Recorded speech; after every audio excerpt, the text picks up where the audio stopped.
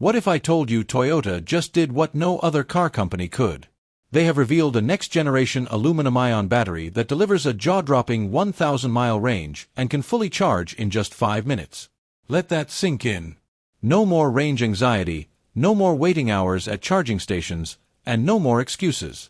At a surprise press event in Tokyo, Toyota dropped a bombshell that stunned the entire EV industry. CEOs from Tesla, GM, and BYD were reportedly in the room, and the look on their faces was speechless. Because this isn't just a step forward, it's a leap that may sideline lithium-ion entirely. It's fireproof, lighter, non-toxic, and doesn't rely on rare earths. This is the breakthrough the world has been waiting for, and it didn't come from Silicon Valley this time. It came from Japan. They said lithium was the future and that solid state was the final frontier. But Toyota just broke the silence with a 5-minute press event that left the EV world in total chaos. There was no teaser and no leaks, just raw specs on a screen, a 1,000-mile range, a full charge in 5 minutes, and zero lithium or cobalt. At first, people thought it was a joke or a marketing stunt, but what Toyota showed wasn't concept art. It was a functioning aluminum-ion prototype backed by third-party validation. Peak charging speed reached 200 kilowatts, with a cycle life of over 10,000 full charges and less than 5% degradation. Thermal stability was tested up to 250 degrees Celsius without a single failure. Industry insiders scrambled. This wasn't a marginal improvement over Tesla's 4680 cells. It was 4 times faster, lighter, and non-flammable. It didn't need cobalt, and it didn't rely on lithium mines buried under political tension. It simply worked, cleaner, safer, and infinitely more scalable. The material behind it, aluminum, is not rare, not toxic, and not buried under monopolized territories. It is the third most abundant element on Earth and is already mined, traded, and recycled globally. Toyota didn't just improve EV batteries, they detonated the entire supply chain map. Here's the shocker: the charge capacity isn't a theoretical dream. It's been field-tested, lab-tested, and fast-tracked for mass production by late 2026. Toyota's internal roadmap now includes aluminum-ion in at least 8 vehicle platforms, and new patents suggest it may even scale to home energy and aviation. So, what makes this chemistry so different? Unlike lithium, where each ion carries a single charge, aluminum ions carry 3 electrons per ion. That's 3 times the electrical payload in the same space. Combined with a graphene-based cathode, these ions move at breakneck speed with minimal resistance. There is no overheating, no runaway, and no need for cooling systems or massive buffer zones. And while lithium batteries degrade under stress, heat, fast charging, and deep discharge, aluminum-ion cells don't care. Toyota's prototypes were frozen, then superheated, crushed, punctured, and short-circuited. Nothing exploded, nothing vented gas, and not even a spark appeared. That kind of stability isn't just safer, it's disruptive. You can mount these batteries under seats, inside doors, or anywhere in the frame with no fear of fire. For regulators, insurers, and fleet operators, that changes everything. But here's the twist: while the public marveled at the specs, insiders panicked over what wasn't said. Toyota didn't mention lithium, not once. There was no comparison and no backward compatibility. Just a cold, silent message to every automaker still betting on lithium-ion: you're now behind. Tesla, BYD, GM, and even CATL were all caught off guard. Supply contracts, mining deals, and billion-dollar gigafactories were suddenly at risk. Because this new battery doesn't use the same playbook, it doesn't need lithium extraction from South America, it doesn't require cobalt from the Congo, and it doesn't care about geopolitics. And the range: this wasn't marketing math. Toyota's prototype sedan completed 1,000 miles on a closed track using a single charge while carrying the equivalent payload of a Camry. There was no hypermiling, no stripped-down test car, just a real-world drive with a real load and real speed. The implications are staggering. If mass-produced at scale, this would make current EVs obsolete in both cost and performance. Charging infrastructure would shrink, no more waiting 30 minutes. Highway rest stops would become 5-minute pit stops, just like with gas. But it's not just the speed, it's the chemistry itself. Aluminum is fireproof, non-toxic, and recyclable at 96% efficiency. Most importantly, it doesn't rely on scarce minerals hoarded by a handful of suppliers. That's where lithium begins to crumble. For 2 decades, it wasn't just the backbone of clean energy. It was a monopoly controlled by a tight cartel of miners, processors, and middlemen from Chile to China. But now that grip is slipping. Between 2020 and 2023, lithium prices didn't just rise, they exploded. A 400% spike triggered panic. EV giants scrambled to lock in supply deals worth billions, deals that are now aging poorly. And Toyota didn't just sidestep the chaos, they dismantled the system. With aluminum, they pulled the pin from a very fragile grenade. That fragility goes deeper than economics. The majority of global lithium reserves are buried under the salt flats of Bolivia, Argentina, and Chile, regions teetering on political chaos, nationalizations, protests, and export bans. One presidential decree, and the EV supply chain grinds to dust. Then there's cobalt, quietly essential to most lithium-ion chemistries. Over 70% of the world's cobalt comes from the Democratic Republic of the Congo, where investigative reports continue to expose child labor and armed militia in mines. It's the dark secret behind the EV revolution, and Toyota just walked away from it.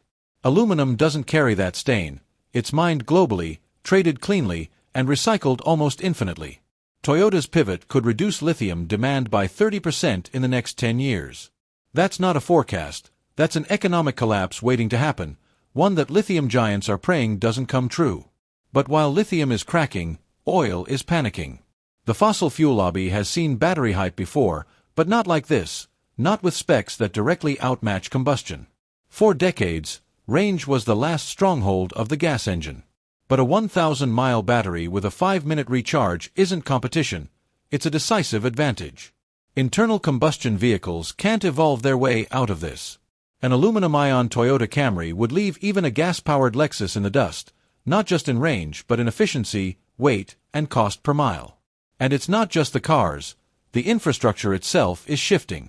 Gas station chains in Japan and California are reportedly considering 1-megawatt aluminum-ion charging docks capable of fully charging a vehicle in less time than it takes to buy a coffee.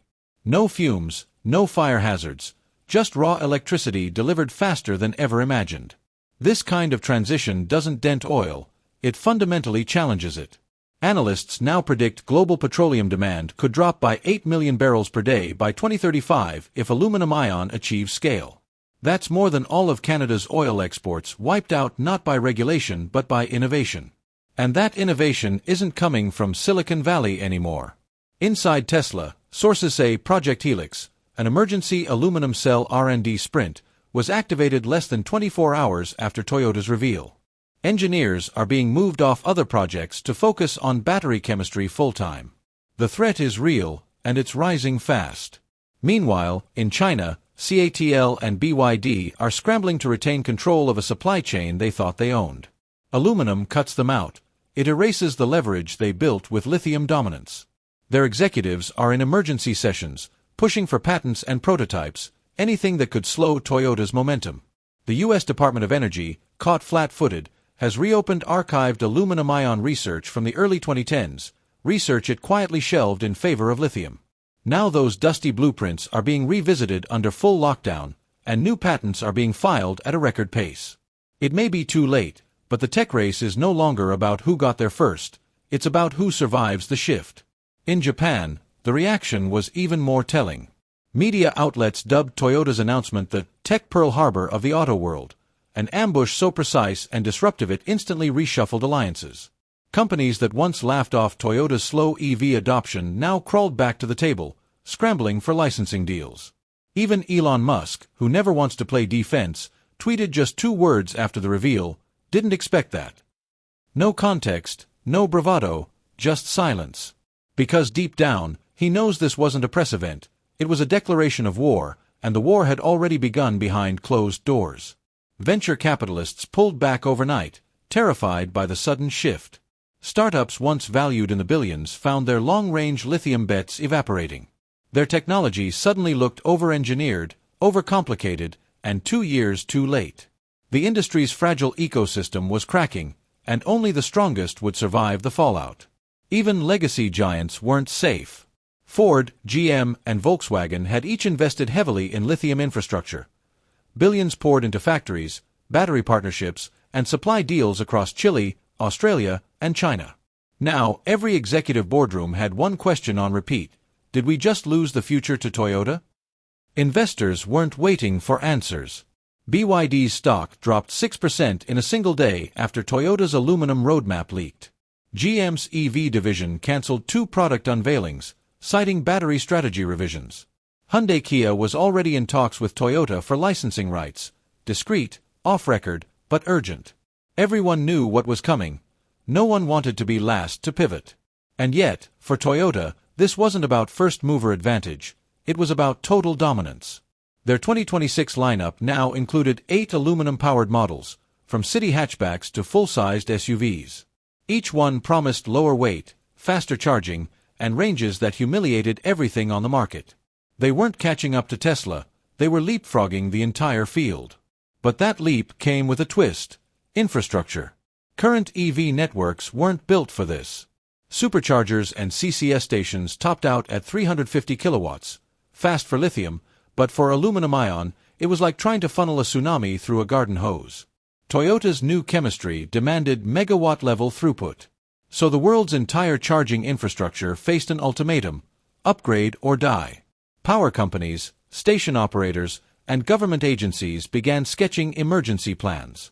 In Tokyo, a pilot station branded under Toyota Energy came online within weeks. Cars charged in 5 minutes with no overheating, no lines, and no waiting. It wasn't alone. Japanese convenience store chains announced plans to retrofit thousands of locations with aluminum fast charge hubs. In the US, permit applications were filed to convert solar EV hubs into aluminum-compatible megasites. Even Shell was spotted in meetings with Toyota's infrastructure team. This wasn't just about faster charging, it was about familiarity. Aluminum-ion closed the behavior gap between EVs and gas cars. 5-minute fill-ups, no range anxiety, no babysitting your car with an app timer. You park, plug, grab a snack, and leave. It was effortless. And consumers didn't need convincing, they needed access. That's when the conversation shifted from technology to economics. For years, the EV dream was real but expensive. Batteries were the most costly component in any electric car, often accounting for 30 to 40% of the sticker price. Lithium-ion cells hovered around $120 to $140 per kilowatt-hour. Solid-state was still stuck above $200 in prototypes only billionaires could touch. But Toyota's announcement changed that calculus overnight. Because aluminum is cheap, dirt cheap. It's mined in over 60 countries and is already integrated into global logistics. The aluminum-ion manufacturing process, unlike lithium, doesn't require dry rooms, exotic chemicals, or cobalt coatings. Toyota's factories could retool existing lines with minimal cost. Analysts estimated their per kilowatt-hour cost could fall below $80 by the time mass production begins. That changes everything.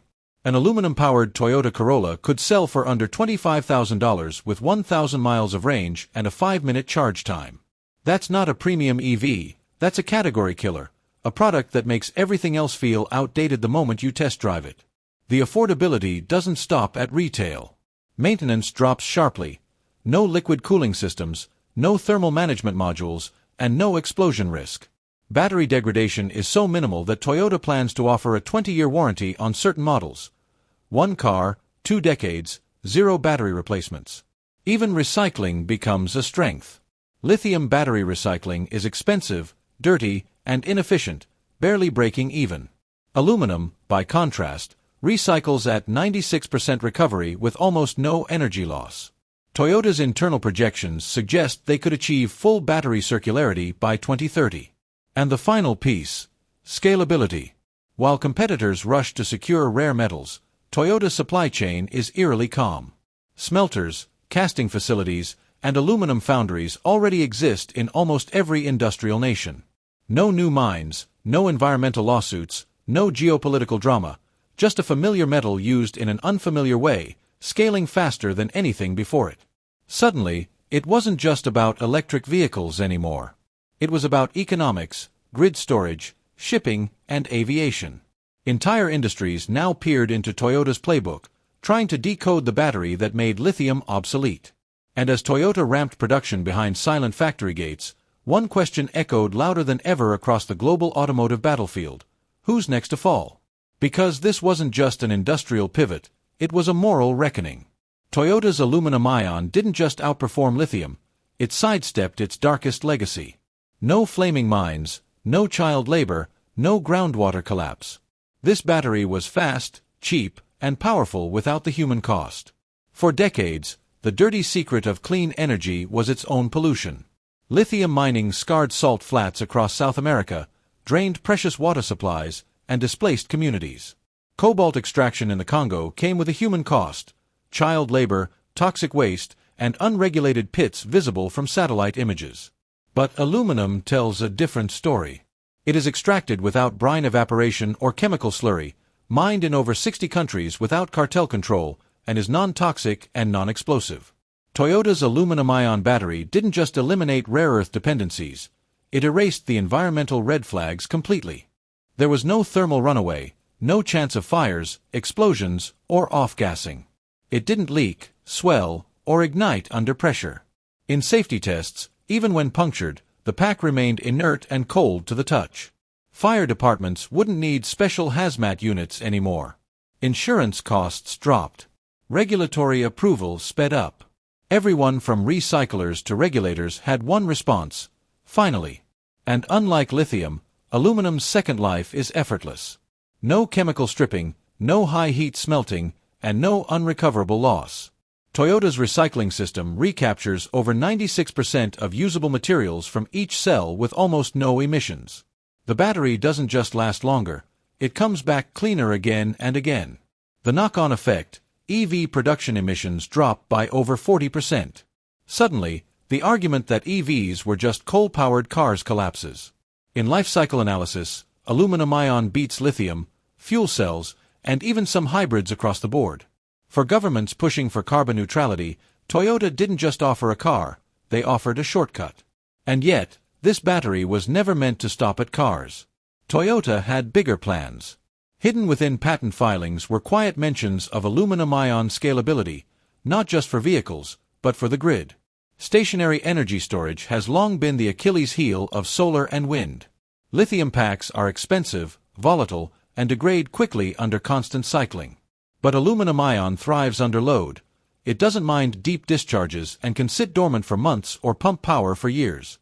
Toyota's engineers revealed a modular energy unit, a shoebox-sized battery that could power an entire home during outages. It's stackable, safe, silent, and fully recyclable, ideal for off-grid living and renewable farms. It was a game-changer. Entire microgrids could run off aluminum with zero emissions and zero risk. But the horizon stretched further still. Military agencies had already begun testing aluminum-ion for unmanned drones and field equipment. The aviation sector quietly confirmed exploratory contracts with Toyota's aerospace division. Lightweight, high-density, and non-flammable, aluminum-ion fits into cabins and fuselages where lithium never could. And then came the consumer tech rumors. Smartphones that charge in under 1 minute, laptops with 1-week battery life, wearables that never overheat even under direct sun. Suddenly, this wasn't about cars, homes, or even oil. It was about power. Who controls it? Who stores it? Who delivers it? Toyota had positioned itself not just as an automaker but as a global energy platform. And the ripple effects hadn't stopped. Patent offices in Europe, the US, and Asia reported record filings related to aluminum-ion chemistry, many with Toyota's name at the top. Universities were flooded with grant money. Startups pivoted overnight. Governments rewrote policy memos. This wasn't a ripple, it was a rift. Inside boardrooms from Detroit to Munich, a single question now echoed: is it too late to catch up? Because Toyota wasn't slowing down. They had already mapped their next move: aluminum-ion integration into industrial transport, marine shipping, and even robotics. Their vehicles would soon power homes, their energy systems would stabilize grids, and their battery, that silent, unburnable slab, had become the single most valuable object in the entire auto industry. Elon Musk's team, despite the noise, hadn't cracked it. Chinese giants scrambled for alternatives. And the lithium lobby, once the gatekeepers of the EV age, saw their walls begin to crumble. The next chapter of the energy race wasn't going to be about lithium anymore, or cobalt, or oil. It would be about who controls aluminum-ion and who gets left behind. Because the old world ran on combustion, the new one will run on something else entirely. And Toyota just lit the fuse.